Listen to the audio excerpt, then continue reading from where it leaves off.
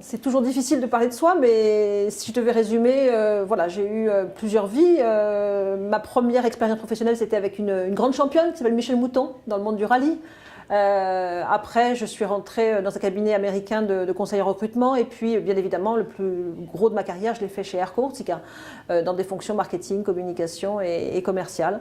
Une expérience passionnante parce que voilà, j'ai accompagné le développement de cette entreprise. J'ai participé à son ouverture à un monde concurrentiel, et ça a été vraiment très intéressant de ce point de vue-là, mais aussi d'un point de vue managérial, parce que j'ai eu beaucoup de plaisir à encadrer les équipes qui m'ont accompagné dans cette aventure du développement d'Air Courtica.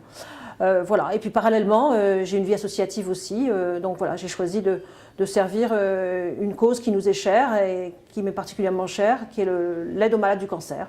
Voilà, donc depuis maintenant une douzaine d'années, avec des bénévoles, puisque l'association est toujours 100% bénévole 12 ans après.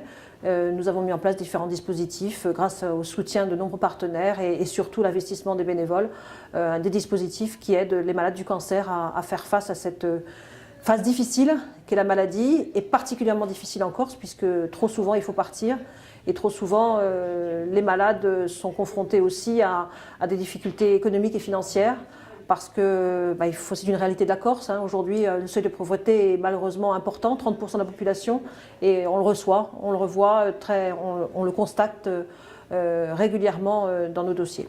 Voilà, un petit peu résumé ma vie à la fois professionnelle, associative, et puis de mère de famille, puisque entre-temps j'ai quand même eu quelques enfants élevés.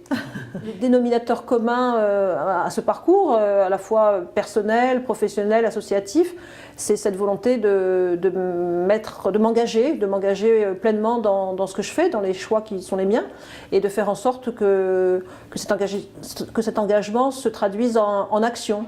Donc je suis quelqu'un de pragmatique, j'aime bien construire, j'aime bien faire en sorte que cet investissement soit utile, permette d'avancer.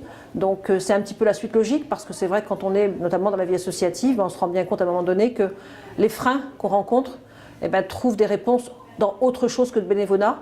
Ils trouvent des réponses dans un engagement politique qui va permettre de lever certains freins pour permettre justement de continuer le combat et faire en sorte que le quotidien, notamment des malades, soit un peu adouci par des process qui sont aujourd'hui très lourds, très compliqués, très coûteux.